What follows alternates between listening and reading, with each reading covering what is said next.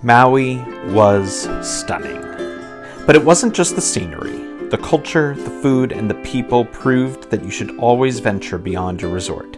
And my absolute favorite place? Well, you'll have to stay until the end to find that one out.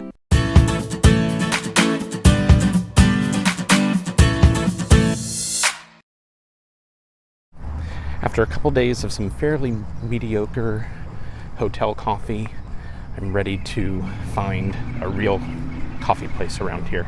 Okay, full disclosure, I normally go to coffee places because I rely on them to have some kind of gluten-free, dairy-free breakfast item. They always seem to have something, and so when I'm traveling somewhere, it's a default that I'll often go to. I have to say, there wasn't a whole lot there from a food perspective at Akami. I don't know how to say it. But the coffee is so flavorful and interesting because it's using real, locally grown Maui coffee, which I got a bag of as well. And it's okay because I have a lot of food in store for the rest of today. Akami coffee. And so now I'm gonna nurse this on my rather long walk to get donuts.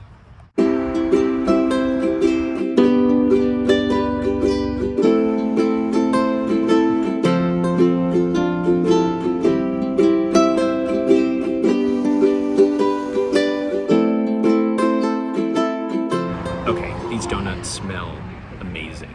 I did a long walk. It was an hour and a half walk up from Wilea up to Kihei. And that's where Maui Ono Donuts is. It's just a little cart in the middle of the parking lot. There's a Starbucks in the shopping center, so I bought an iced tea and I'm grabbing one of their seats. There's also a little farmer's market. I did a quick breeze around. If I were here longer, maybe pick up a little bit of produce. I'm ready to start on a bit of a tournament on these donuts. So you have to pre-order them, which you can do right on their website, and you have to pre-order the gluten-free ones. If you just do their regular donuts, you can pick those up on the spot. But in order to get the gluten-free ones, you have to pre-order them about a day ahead of time. And they come in packs of like 5 or 12. And I just did Baker's Choice, which is, so it's 5 donuts. They have a bunch of different frosting toppings. They have a bunch of different frostings and a bunch of different toppings. So on this one, I see churro and macadamia nut and Oreo and colored sprinkles. All of the toppings, including the Oreos and the churro, are completely gluten-free, even without the pre-request. And all their donuts are completely vegan. That's the main part of it. In addition to gluten-free donuts, if you pre-order them, they also have pancake mix that is gluten-free. So I went ahead and I got a package of that to bring home. Okay, so many gluten-free donuts out there are baked. So they're basically cake with frosting. These are fried, which that's why you have to be really careful about finding a gluten-free place because they have to use a separate fryer. These are really good. So first one I went with was the plain, I think it's a vanilla frosting. It's really good. My favorite donuts, gluten-free, dairy-free donuts, are Okie Dokie Donut in Philadelphia. These are good. They have more variety of flavors there, which may give them the nod, but these are up there for sure. Second course, colored sprinkle. My guess is this tastes a lot like the first one. It's just colored sprinkles on top, so it's fun. Although probably some food dyes. I don't know why this one tastes a little bit sweeter. I don't know for sure. So maybe I'll give this one the nod over, maybe it's the sprinkles. So for the moment, I'll give this one the nod over the first one. All right, Oreo.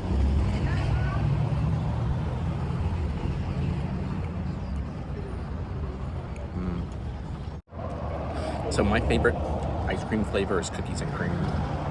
So whenever I can get something that's kind of Oreo tasting, I'm a big fan of it.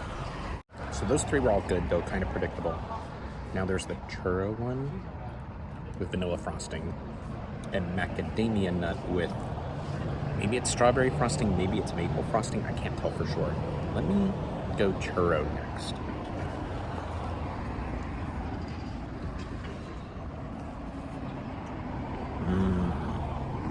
That tastes like a cinnamon bun. That is by far my favorite of the 4 that I've tried so far. Now let me see what frosting I think this last one is, the macadamia nut one. Let's see.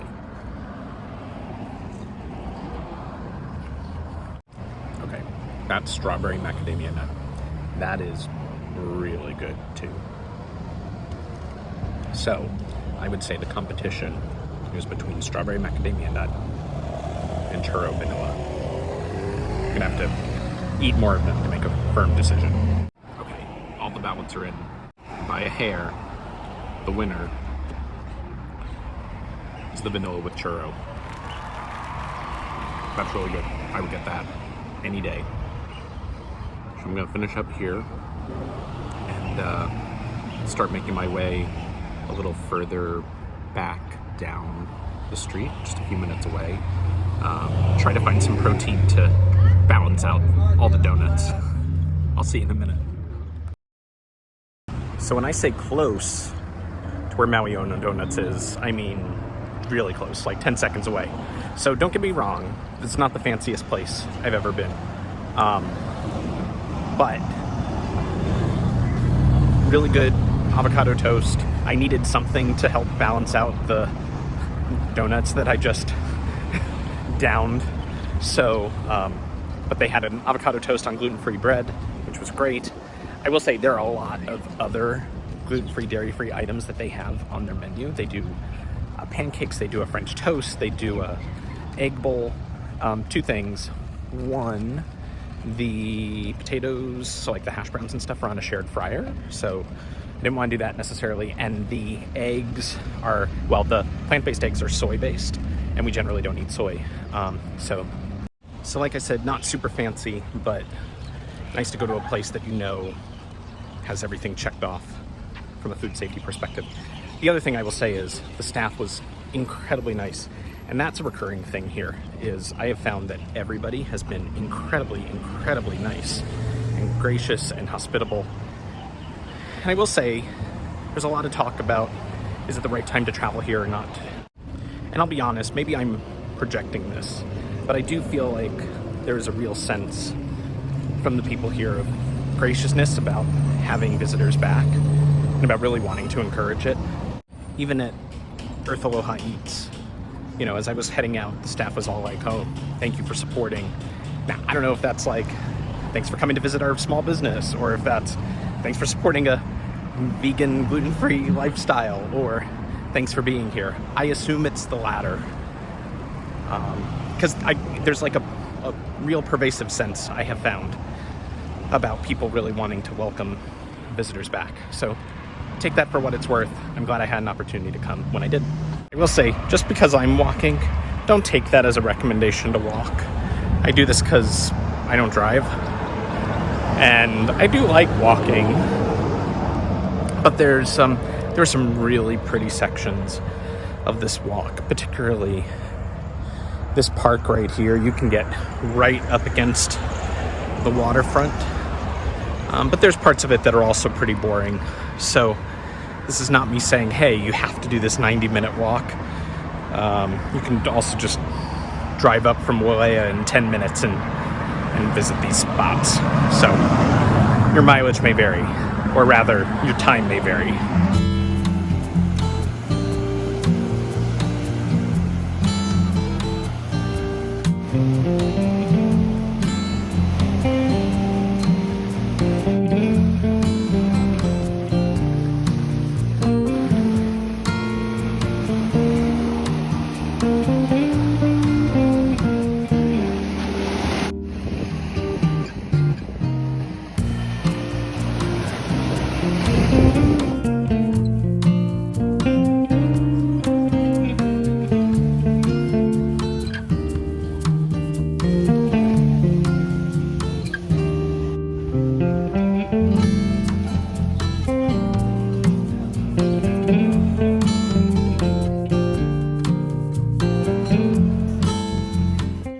Okay, I had no idea what to expect coming over here to the Andaz, but I was told that I had to go see the artwork in the gallery over here, and it was stunning and cool, and what an awesome souvenir to be able to take back.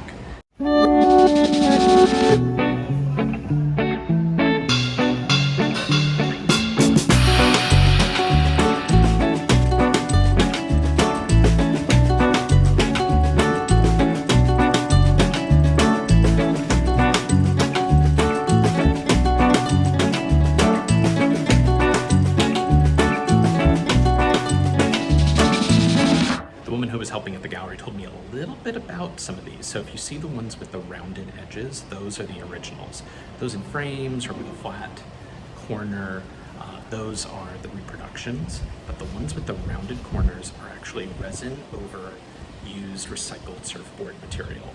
So they were really interesting to look at. So I was able to walk in through the gallery and take a look. They were totally cool with me taking some video while I was there, which I totally appreciate.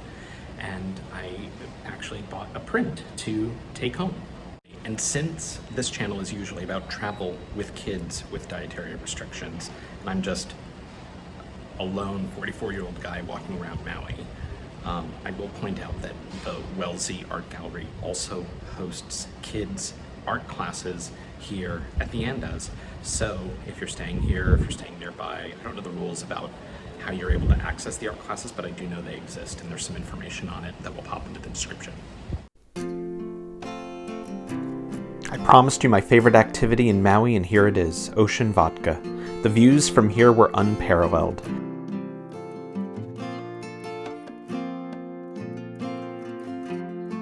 100 different varieties of sugarcane in the world, and so we grow 30 different here on the farm for historical preservation. So this is sugarcane. I pre-booked the tour, which came with a tasting that included their vodka and gin, which are organic and gluten-free. The distillery also has a picnic area with food and live music, where I spent some time before heading to the airport to fly home. But it was so perfect, it made me want to stay. So what'd you get there? I got the honey lemonade Okay. and iced tea. So you got it as a honey Arnold Palmer? Yes, and it is absolutely delicious. I got it without the iced tea, so I did honey lemonade. And then I got the Brum, which is basically rum aged in bourbon barrels, which we did not taste over on the tour. Oh, and now we got the music going. But she gave us a hint of it, and so now I'm gonna do a proper tasting of that. And then we got hummus coming, gluten-free, like gluten-free chips. And I've got a gluten-free vegan pizza coming, and not gluten-free vegan food over there, but that's okay.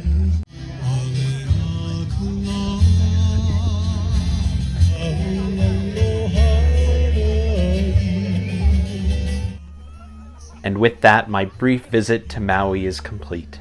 I do hope that you enjoyed watching these videos, and if you did, please like them. And stay tuned as we have more videos coming up soon for other travels that we go on this winter.